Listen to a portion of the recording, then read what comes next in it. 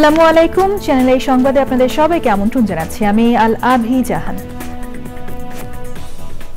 বিস্তারিত সংবাদের শুরুতেই জানিয়ে দিচ্ছি ফ্রেশ আটা ময়দা সুজি সংবাদ শিরোনামগুলো।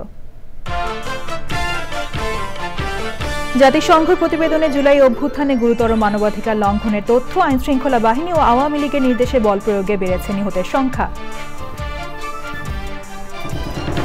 নির্যাতনের সেল হিসেবে ব্যবহৃত আয়নাঘর পরিদর্শনের প্রধান উপদেষ্টা, আওয়ামী লীগ আইয়ামে জাহিলিয়া কায়েম করেছিল মন্তব্য।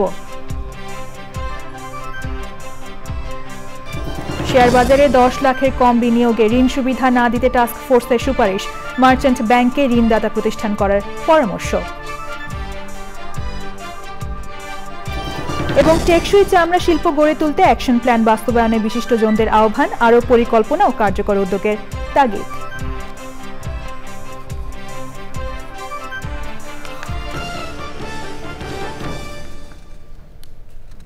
সংবাদ শিরোনামগুলো জানাচ্ছিলাম। এখনকার এই সংবাদ আয়োজন একই সঙ্গে চ্যানেল আই এর ইউটিউব চ্যানেলে এবং চ্যানেল আই এর ওটিটি প্ল্যাটফর্ম আই স্ক্রিনে লাইভ স্ট্রিম হচ্ছে। এবার বিস্তারিত। জুলাই আন্দোলনের সময় গুরুতর মানবাধিকার লঙ্ঘনের প্রমাণ পেয়েছে জাতিসংঘ। 1 জুলাই থেকে 15 আগস্ট পর্যন্ত ঘটনা বিশ্লেষণ করে দেওয়া তথ্যানুসন্ধান প্রতিবেদনে জাতিসংঘ জানিয়েছে, শেখ হাসিনার পতিত সরকার, আইন শৃঙ্খলা রক্ষাকারী বাহিনী ও আওয়ামী লীগের শীর্ষ নেতাদের নির্দেশে আন্দোলন দমনে মাত্রাতিরিক্ত বল প্রয়োগ করা হয়। এতে 1400 মানুষ নিহত হয়। র্যাব ও এনটিএমসি বিলুপ্ত করা, অবাধ নির্বাচনের পরিবেশ সৃষ্টি করা এবং রাজনৈতিক দল নিষিদ্ধ না করার সুপারিশ করেছে জাতিসংঘ। পান্থুর রহমান জানাচ্ছেন বিস্তারিত। গত বছরের জুলাইয়ে কোটা সংস্কার আন্দোলন দিয়ে শুরু হলেও শেষ পর্যন্ত তা ছাত্র জনতার এক দফায় রূপ নেয়। তাতে শেখ হাসিনার আওয়ামী লীগ সরকারের পতন হয়। কার নির্দেশে মানবাধিকার লঙ্ঘন এবং কত প্রাণহানি হয়েছে, এসব তদন্তে বাংলাদেশের 8 শহরে অনুসন্ধান করে জাতিসংঘের তথ্যানুসন্ধান দল। প্রায় 1 মাস তদন্তের পর বুধবার আনুষ্ঠানিকভাবে প্রতিবেদন প্রকাশ করল জাতিসংঘের মানবাধিকার বিষয়ক হাইকমিশনারের দপ্তর। 127 পৃষ্ঠার প্রতিবেদনে বিচার বহির্ভূত হত্যা, নির্বিচারে গুলি, গ্রেপ্তার, আটক ও নির্যাতনের কথা উল্লেখ আছে। আমাদের প্রতিবেদন অনুযায়ী বিগত সরকারের রাজনৈতিক নেতৃত্বের পাশাপাশি আইন শৃঙ্খলা বাহিনীর জ্যেষ্ঠ কর্মকর্তারা পদ্ধতিগত ও গুরুতর মানবাধিকার লঙ্ঘন করেছে। আন্দোলন দমিয়ে রাখা এবং ক্ষমতা ধরে রাখার জন্য রাজনৈতিক নেতৃত্বের জ্ঞাতসারে এবং উচ্চ পর্যায়ের নিরাপত্তা কর্মকর্তাদের নির্দেশে অপরাধগুলো হয়েছে। প্রতিবেদনে বলা হয়, ওই ঘটনায় পুলিশ ও আওয়ামী লীগের বিরুদ্ধে মামলা হলেও অনেকেই জবাবদিহির বাইরে আছেন। আইন শৃঙ্খলা বাহিনী সহ বাংলাদেশের প্রতিষ্ঠানগুলোর সংস্কার প্রয়োজন, যেন এ ধরনের অপরাধ সংগঠনের সুযোগ না থাকে। আমাদের প্রতিবেদনে প্রতিশোধের রাজনীতির চক্র থেকে বেরিয়ে আসা, মানবাধিকার লঙ্ঘনকারীদের জবাবদিহিতা নিশ্চিত করা, সেই সাথে বিচার প্রক্রিয়া যেন নিয়মানুযায়ী ও আন্তর্জাতিক মান অনুযায়ী হয়, সেই সুপারিশও করা হয়েছে।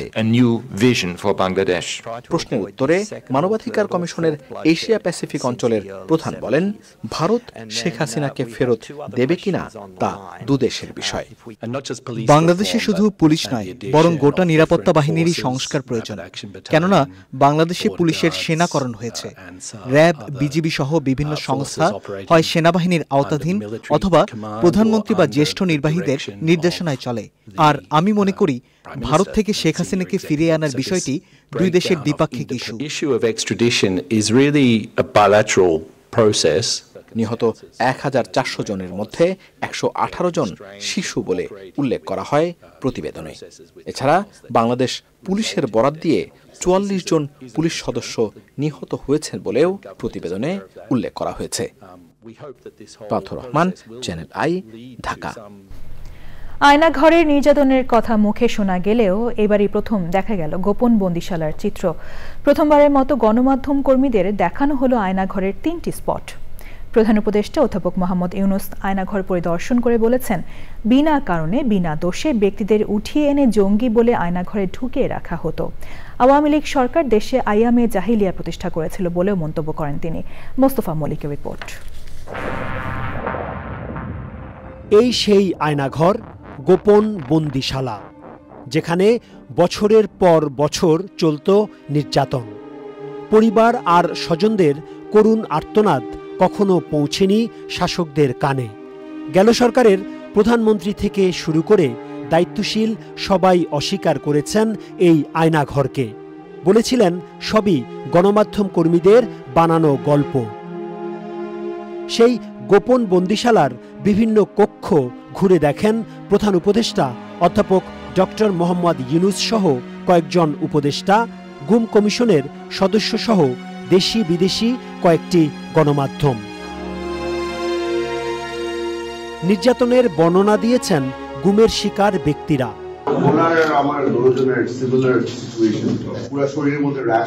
আমাকে প্রথমে র‍্যাব 11-তে নিয়ে যায় নারায়ণগঞ্জ, ওইখানে একটা সেলে রাখা হয়, গুম সেলে। এর পরের দিন রাতেই আমাকে এখানে নিয়ে আসা হয়। 8 বছর এখানেই যাবে।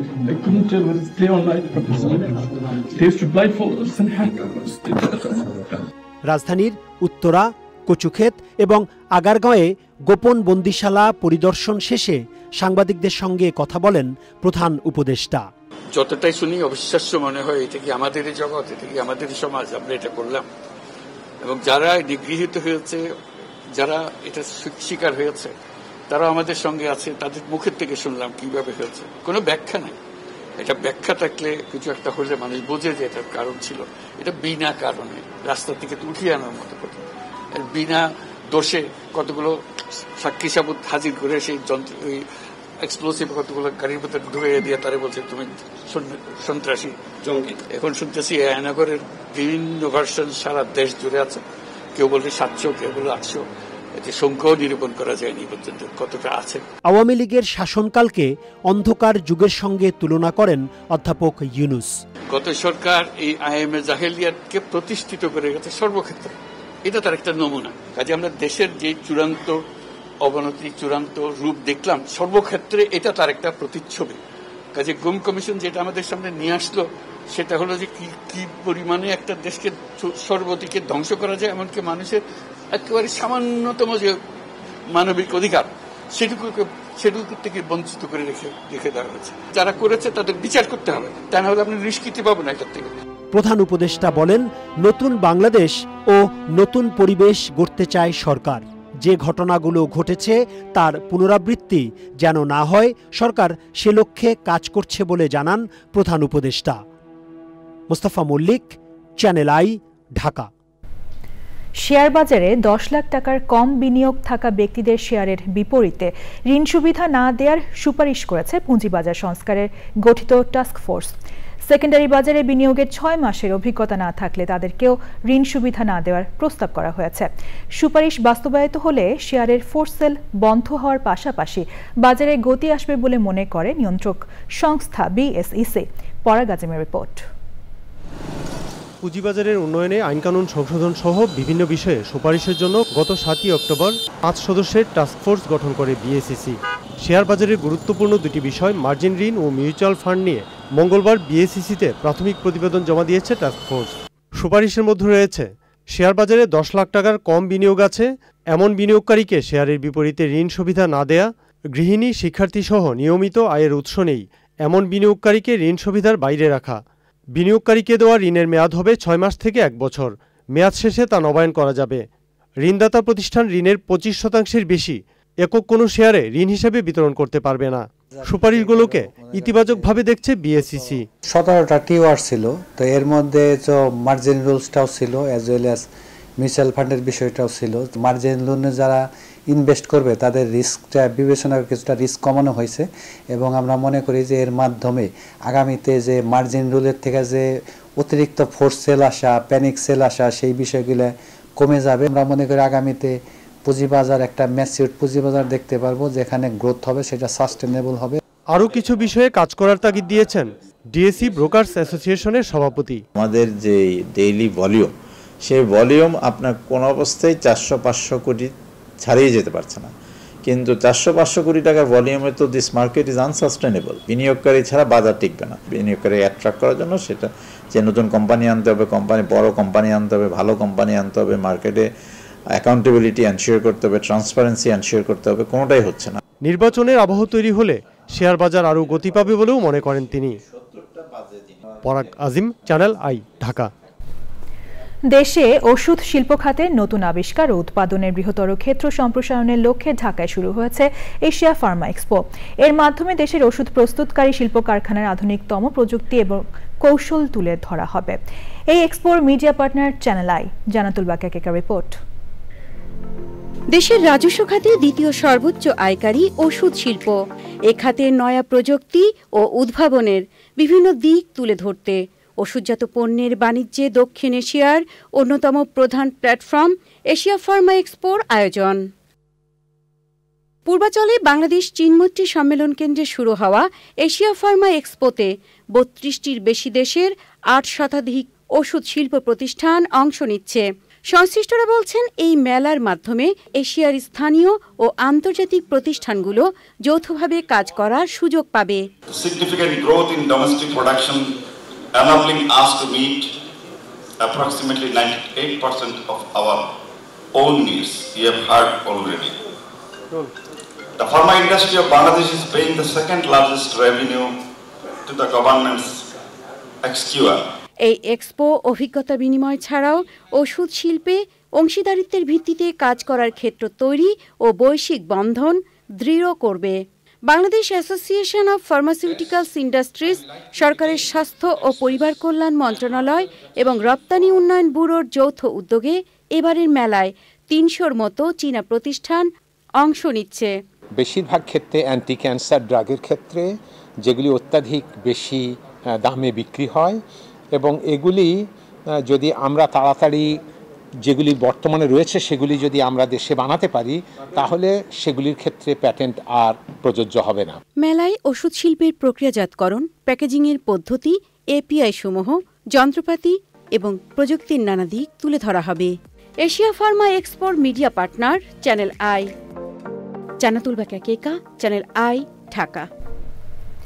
দেশে টেকসই চামড়া শিল্প গড়ে তুলতে পরিবেশ বান্ধব শিল্পায়ন ও শ্রমিকদের স্বাস্থ্য নিরাপত্তা নিশ্চিত এবং জীবনমান উন্নয়নে অ্যাকশন প্ল্যান বাস্তবায়নে একসাথে কাজ করার আহ্বান জানিয়েছেন বিশিষ্টজনেরা। বাংলাদেশে টেকসই চামড়া খাত বিনির্মাণ শীর্ষক প্রকল্প বাস্তবায়নে কারখানাগুলোর পরিবেশ সুরক্ষার পাশাপাশি সিইটিপি বাড়াতে সরকারের আরও পরিকল্পনা ও কার্যকর উদ্যোগের তাগিদ দেন অংশীজনরা। রিপোর্ট আলিম আল-আজির।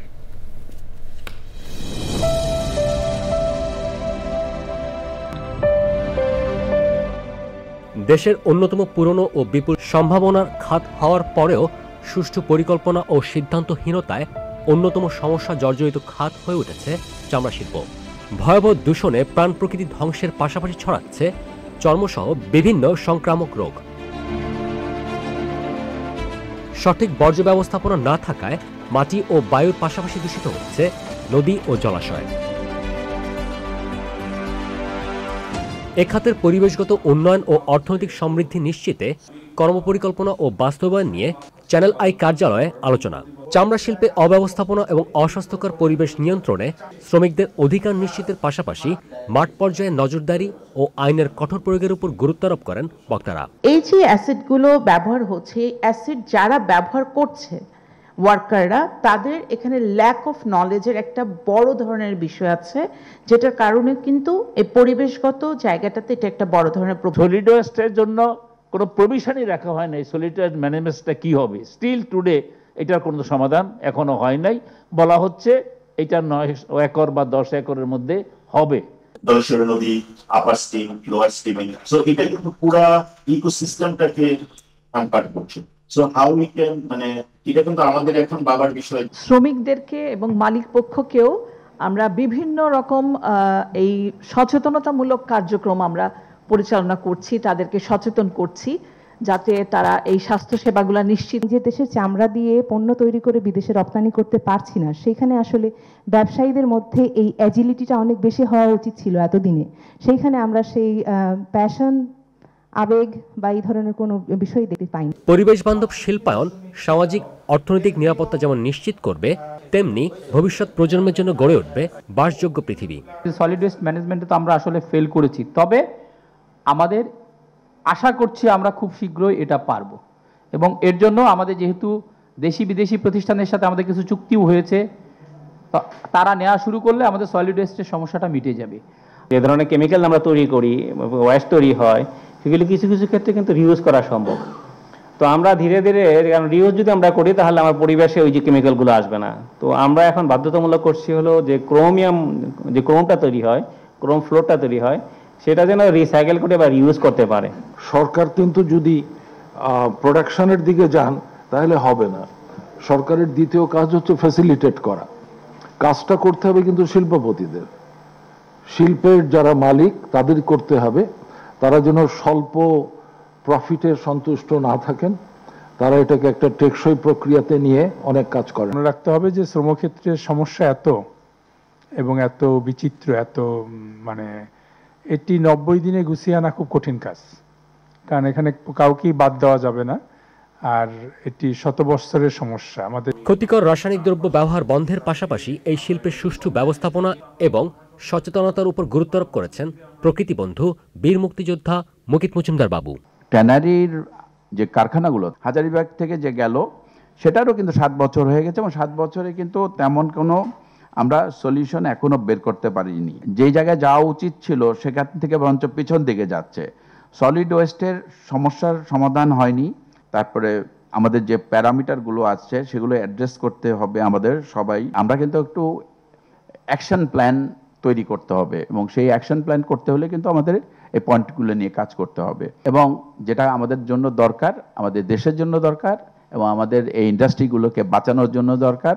আর সেই কাজটি করতে হলে আমাদের সবাইকে এক হতে হবে, একসাথে এগিয়ে আসতে হবে এবং একসাথে কাজ করতে হবে। ইউরোপীয় ইউনিয়নের অর্থায়নে অনুষ্ঠানের আয়োজক সলিডাস সুইস ও ওশি ফাউন্ডেশন, আয়োজনের সহযোগী সবুজের অভিযান foundation, Bangladesh institute of leather studies, গণস্বাস্থ্য কেন্দ্র এবং প্রকৃতি ও জীবন ফাউন্ডেশন। আলিমাল রাজি, চ্যানেল আই, ঢাকা।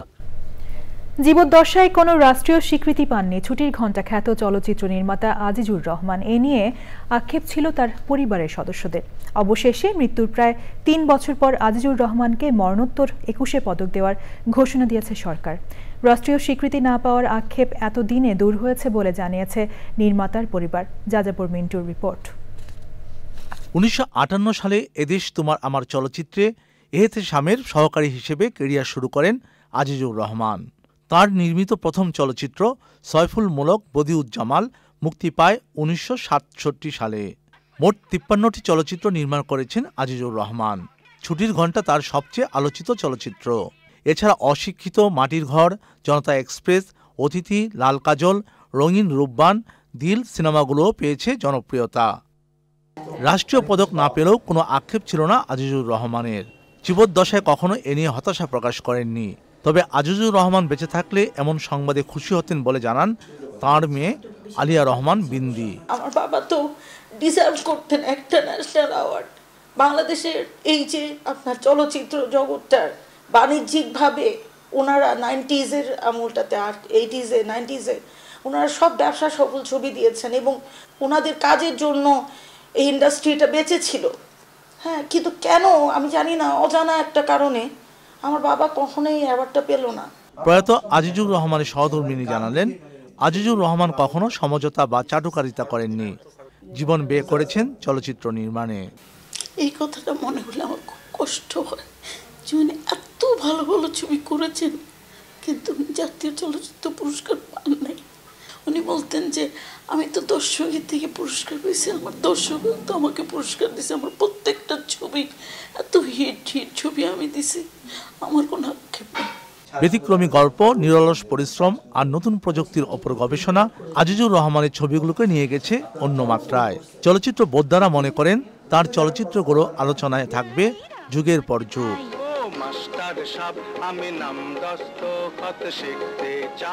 যাযাবর মিন্টু, চ্যানেল আই, ঢাকা।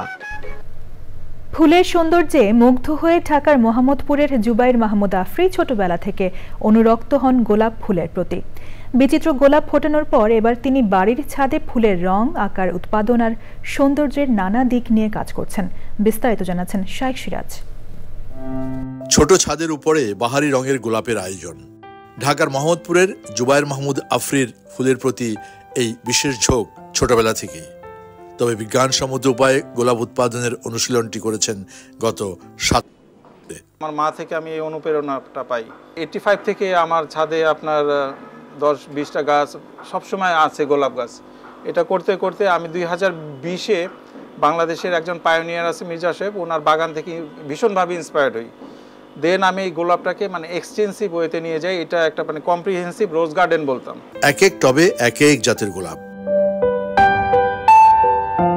মোট 40 জাতের গোলাপ রয়েছে এখানে। সবকটি গাছ রঙিন হয়ে আছে ফুলে ফুলে।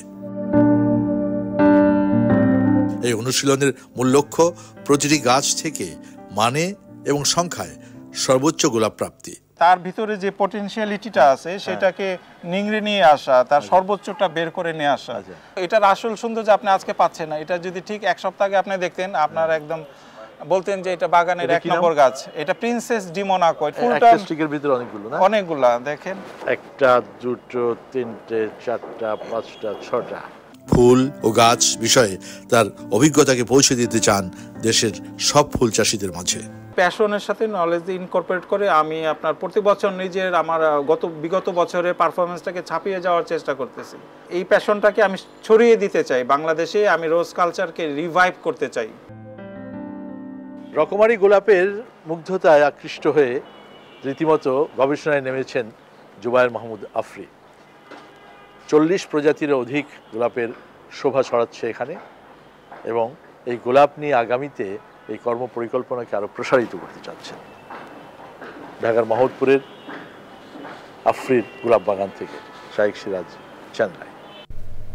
দর্শক, এ নিয়ে বিস্তারিত প্রতিবেদন দেখবেন আজ বেলা 3টা 5 মিনিটের হৃদয় মাটি ও মানুষের ডাক অনুষ্ঠানে। এবার রয়েছে ভাষার মাস ফেব্রুয়ারি।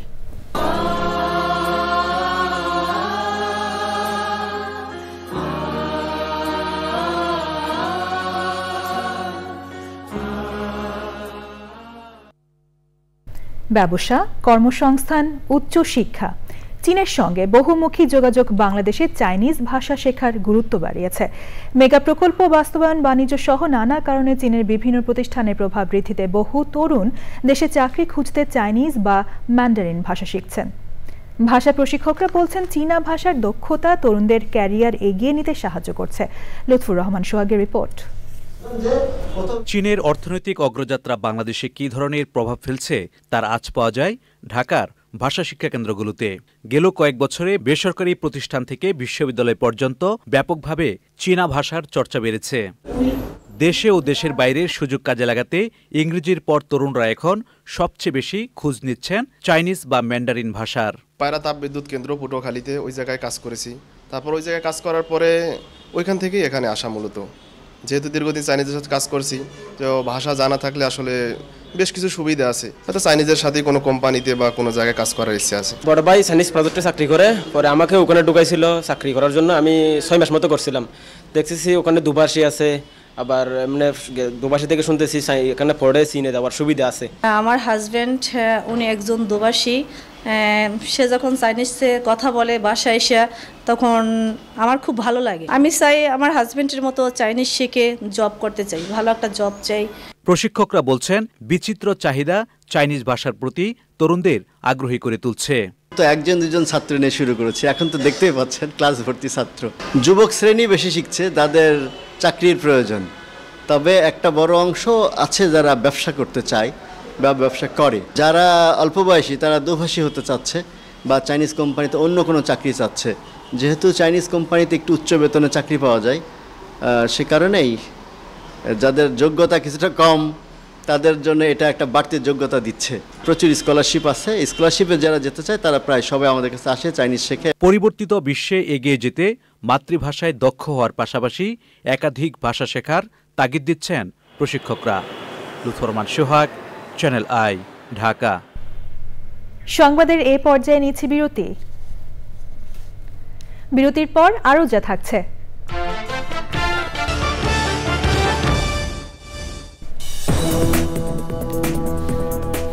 আরও একবার আমন্ত্রণ জানাচ্ছি। গাজায় আবার যুদ্ধ শুরুর প্রস্তুতির অংশ হিসেবে রিজার্ভ সেনা তলব করেছে ইসরায়েলের সামরিক বাহিনী। আগামী শনিবারের মধ্যে আরও ইসরায়েলি জিম্মিকে মুক্তি না দিলে গাজায় আবারও যুদ্ধের হুমকি দিয়েছে ইসরায়েল। যুদ্ধবিরতির শর্ত রক্ষার জন্য মিশনের কায়রোতে হামাসের শীর্ষ নেতাদের সাথে আলোচনায় বসেছে মধ্যস্থতাকারী দেশ মিশর ও কাতার। ট্রাম্পের গাজাকে জাতিগতভাবে নির্মূল করার পরিকল্পনার বিরোধিতা পুনর্ব্যক্ত করেছে বেশ কয়েকটি দেশ। চীন বলছে গাজা অঞ্চলটি ফিলিস্তিনিদের। মিশরের আল আজহার বিশ্ববিদ্যালয় ট্রাম্পের পরিকল্পনা প্রত্যাখ্যান করার জন্য আরব, মুসলিম এবং বিশ্ব নেতাদের প্রতি আহ্বান জানিয়েছে। জোরপূর্বক বাস্তুচ্যুতির বিরুদ্ধে ব্যাপক বিক্ষোভের ডাক দিয়েছে হামাস।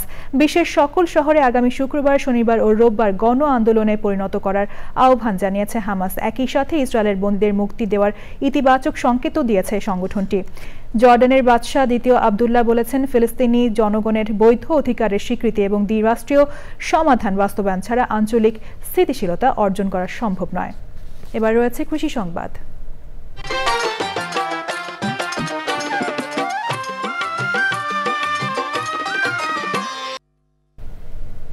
পাহাড়ি পতিত জমিতে পারিবারিক পুষ্টি বাগান করে সম্ভাবনার আলো দেখিয়েছেন রাঙামাটির স্থানীয় সাংবাদিক হিমেল চাকমা। হিমেলের পুষ্টি বাগানের সফলতা দেখে এগিয়ে এসেছে রাঙামাটি কৃষি বিভাগ। রাঙামাটি প্রতিনিধি মনসুর আহমেদের পাঠানো তথ্য, ভিডিওচিত্রে রিয়াজ ইসলামের রিপোর্ট। রাঙামাটি শহরের রাঙাপানির লুম্বিনী পাড়ার বাসিন্দা হিমেল চাকমা। পেশায় সাংবাদিক হিমেল চাকমা তার বাড়ির পাশের 4 শতাংশ পতিত জমিতে আগে মৌসুমি ফলের বাগান করলেও গত বছর উপজেলা কৃষি বিভাগের পরামর্শে গড়ে তোলেন পারিবারিক পুষ্টি বাগান। তার বাগানে শোভা পাচ্ছে ফুলকপি, বাঁধাকপি, ব্রকলি, স্কোয়াশ, লাউ, মিষ্টি কুমড়া সহ নানা রকম সবজি। আমি যখন করছি তো উপরে, আমি যখন করার পরে দেখতেছি আমার পুরো ক্ষেতের মধ্যে সবগুলো সবজি কিন্তু মানে পরিপূর্ণ সবজি। তো এগুলো দেখে তারা মনে করতেছে তাহলে তাদের হবে, তারা আমার থেকে পরামর্শ চাচ্ছে। হিমেল চাকমার সাফল্যে ব্যক্তিগত উদ্যোগে পুষ্টি বাগান করেছেন অনেকে। যত্নের উপর আপনার নির্ভরশীল। আপনি এখানে যে কৃষি ডিপার্টমেন্টের যে এই ব্লক সুপারভাইজার যারা আছেন, ওনারা যদি ওনাদের পরামর্শ অনুযায়ী যদি করলে অবশ্যই এটার ভালো ফল পাওয়া যায়। এখানে ক্ষেত করলে কিছু মানে ফলন পাওয়া যাবে, একটু পরিশ্রম করলে। তো আমি পরিশ্রম করলাম, গরু টরু এখানে গরু গোবর দিলাম, মানে দিয়ে শুরু করলাম আর কি। স্থানীয় কৃষকদের পরামর্শ দেওয়ার পাশাপাশি পুষ্টি বাগান করতে উৎসাহিত করা হচ্ছে বলে জানান উপজেলা কৃষি কর্মকর্তা। সাপোর্টটা এজন্যই দিচ্ছি, হয়তোবা সবাইকে আমরা কভার করতে পারি না। অনেক দরিদ্র কৃষক আছে যাদের সবাইকে হয়তো কভার করতে পারি না, আমাদেরও লিমিটেশন আছে। আমরা যাদেরকে দিচ্ছি তারা যেন ভালোভাবে বাস্তবায়ন করে সেটা আমরা পরবর্তীতে মনিটরিং করছি এবং তাদেরকে দেখে যেন অন্যরা উদ্বুদ্ধ হয়ে আরও এটাকে সম্প্রসারণ করতে পারে। পুষ্টি বাগান গড়ে তুলে পারিবারিক চাহিদা মিটিয়ে উৎপাদিত ফল ফসল বাজারে বিক্রি করছেন এলাকার অনেকে। রিয়াজ ইসলাম, চ্যানেল আই। এবার প্রকৃতি সংবাদ।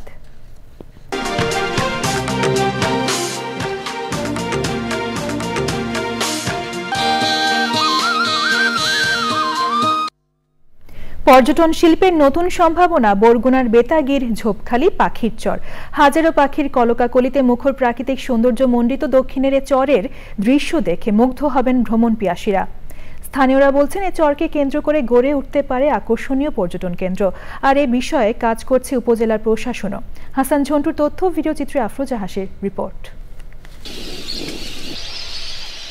অথই জলরাশি আর বিস্তৃত নদীর মাঝে সবুজ বনে পাখির কলকাকলি।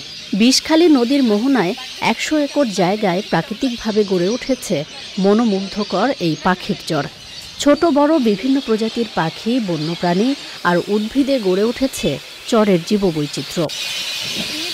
শীতে বক, বালিহাঁস ছাড়াও রং বেরঙের পরিযায়ী পাখির আগমনে নিভৃত চরের প্রকৃতি পরিবেশ হয়ে উঠেছে প্রাণবন্ত। চরকে কেন্দ্র করে নতুন দিনের স্বপ্ন দেখছেন স্থানীয়রাও। সন্ধ্যার পরে বিভিন্ন পাখির ডাকও শোনা যাচ্ছে। এখানে প্রচুর পাখি বিচরণ দেখা যায়, যার জন্য এটা আমরা নাম রেখেছি পাখির চর। স্থানীয় যে পাখিগুলো, সেই পাখিগুলো এখানে কিন্তু অবাধ বিচরণ। এখানে মানুষ এসে এখানে কিন্তু আপনারা তারা নিজেরা তাদের সময় কাটাবে। ঝোপখালী পাখির চরকে মনোমুগ্ধকর বৈচিত্র্যময় পর্যটন কেন্দ্র হিসেবে গড়তে পরিকল্পনা নিয়েছে প্রশাসন। এই চরটি সংরক্ষণের জন্য ইতিমধ্যেই আমরা জেলা প্রশাসক স্যারের সাথে কথা বলেছি। আমরা বৃক্ষরোপণ করব এবং ওখানে পাখিগুলো শীতকালীন যে অতিথি পাখি আসে সেই পাখিগুলো যেন নির্বিঘ্নে এবং কোনো শিকারীর ছবলে না পড়ে, সেজন্য আমরা ওখানে পাখিগুলোর জন্য কিছু বাসা তৈরি করে দেব। সংশ্লিষ্টরা বলছেন প্রাকৃতিক ভারসাম্য বজায় রেখে পাখির চরকে দর্শনীয় স্থানে পরিণত করলে আঞ্চলিক অবকাঠামোগত উন্নয়নের পাশাপাশি আদায় হবে বিপুল পরিমাণ রাজস্ব। আফরোজা হাসি, প্রকৃতি ও জীবন ডেস্ক, চ্যানেল আই। এখন দেখবেন খেলার খবর।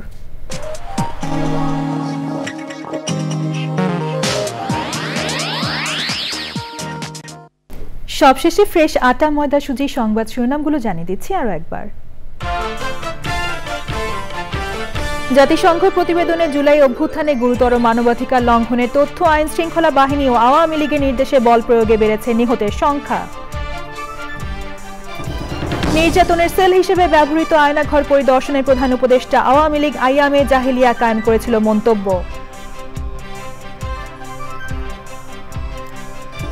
শেয়ার বাজারে 10 লাখের কম বিনিয়োগে ঋণ সুবিধা না দিতে টাস্ক ফোর্সের সুপারিশ, মার্চেন্ট ব্যাংকে ঋণদাতা প্রতিষ্ঠান করার পরামর্শ। এবং টেকসই চামড়া শিল্প গড়ে তুলতে অ্যাকশন প্ল্যান বাস্তবায়নে বিশিষ্টজনদের আহ্বান, আরও পরিকল্পনা ও কার্যকর উদ্যোগের তাগিদ।